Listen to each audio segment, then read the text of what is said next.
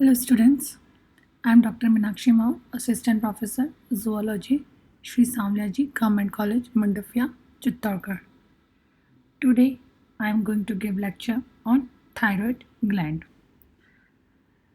Thyroid gland is the part of endocrine system. The endocrine system is a chemical messenger system which comprises feedback loops of the hormones which are released by internal glands of an organism directly into the circulatory system, which in turn regulate distant target organs. In humans, there are many endocrine glands, and today I am going to discuss thyroid gland.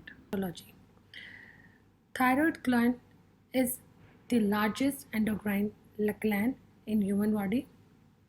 It lies anterior to the cricoid cartilage in the anterior neck, or we can say it lies on the ventral and the lateral side of the upper part of the trachea in the neck.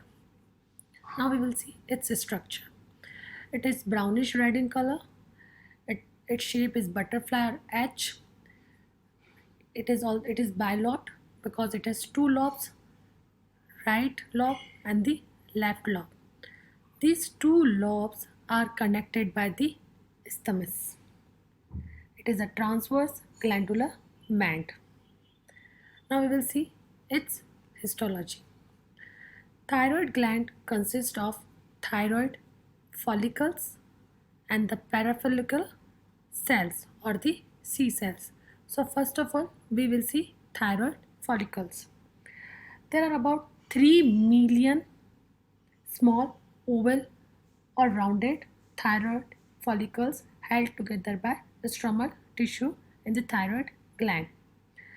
Each follicle is lined by a cuboidal glandular follicular epithelium of echinal cells. These are follicular cells. These are major secretory cells and they secrete thyroid hormone. These follicles surrounds colloid. See this. Colloid is inactive glycoproteinase thyroglobulin. Now we will see parafollicular cells or the C cells. They are scattered between the thyroid follicles and they secrete calcitonin. So it is all about thyroid gland histology disorders. So first of all, we will see hormones secreted by thyroid gland. It secretes three types of hormones. They are triiodothyronine, thyroxine, and thyrocalcitonin. Triiodothyronine and thyroxine are secreted by follicular cells of thyroid gland, and thyrocalcitonin is secreted by parafollicular cells of thyroid gland. Now we will see regulation of thyroid hormones secretion. The function of thyroid gland is regulated by a feedback mechanism involving the brain. The thyroid gland is one component of hypothalamic pituitary thyroid axis, which is a good example of negative feedback control system. Both pituitary gland and hypothalamus controls the thyroid gland. When thyroid hormone level are low, the hypothalamus, see this is hypothalamus, in the brain produces a hormone known as thyrotropin releasing hormone, that is TRH. TRH causes the pituitary, this is pituitary, to release thyroid stimulating hormone, that is TSH. Pituitary is located at the base of the brain. TSH, that is thyroid stimulating hormone, stimulates the thyroid gland to release more thyroxine hormone.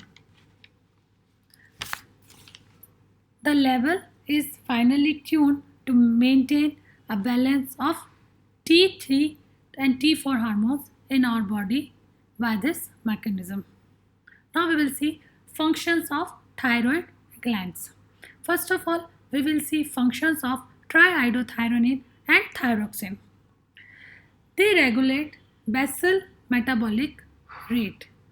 They also affect protein synthesis. They stimulate vitamin metabolism. They regulate protein, fat, and carbohydrate metabolism. They also have an important role in neural growth and differentiation. They stimulate myocardial activity, regulation of bone formation, and reabsorption is also due to the thyroid gland hormones. They have an important role in development and functions of brown and white adipose tissue. In utero, they are important for the fetal growth and differentiations. They also influence the maintenance of water and electrolyte balance in the body. Now we will see functions of thyrocalcitonin.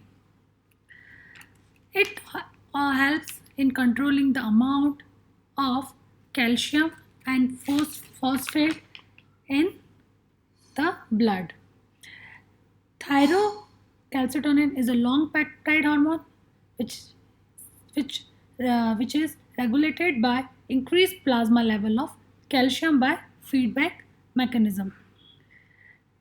Thyrocalcitonin is a hypocalcemic factor, so lowers calcium level in blood to normal by increasing calcium deposition in the bones. By this, it checks osteoporosis and by decreasing resorption of calcium from urine, so increase excretion of calcium. By these mechanisms, it prevents hypercalcemia. Now we will see thyroid disorders. They can be put into two categories. They are hyperthyroidism and hypothyroidism. First of all, we will see hyperthyroidism. It is characterized by excessive secretion of thyroid hormones. It occurs due to the cancer of thyroid gland. It causes exophthalmic goiter, which is also known as Graves' disease. Main symptoms of exophthalmic goiter are enlargement of thyroid gland. It is a 2-3 more than normal size, and it is also characterized by increased BMR, which is double than the normal rate, increased heart rate, pulse rate, and cardiac output, increased body temperature, reduced body weight due to the rapid oxidation of even stored food, and it also shows osteoporosis, which is due to the loss of calcium and phosphate from the bones. Its peculiar symptom is a peculiar oedema. See, behind the eyes. So it causes bulging eyeballs with staring look and less blinking. Now we'll move towards hypothyroidism. Hypothyroidism is characterized by deficient secretion of thyroid hormones. It may be due to the decreased TSH stimulation, hyperactivity of echinal cells of thyroid gland, or due to the decreased iodine intake in the diet. It leads to some diseases: cretinism, myxedema, simple or colloid goiter, and Hashimoto's disease. First of all, we will see cretinism. It is a disease of infants. It is characterized by decreased BMR, stunted growth, retarded mental development, delayed puberty, decreased body temperature, decreased heartbeat, decreased pulse rate, low blood pressure, cardiac output, and pigeon's chest. Pigeon's chest means chest bulging forward in the sternal region. Now we'll see myxedema. It occurs due to the deficiency of thyroxine in adults. Like rutinism, it also has low BMR, low body temperature, reduced heart rate, pulse rate, low BP and cardiac output, low sugar and iodine in the blood. Its peculiar feature is that face, hands and legs become swollen due to the deposition of albuminous myxomatous tissue. In females, it also causes irregular menstrual cycles. Myxedema is also called as girl's disease.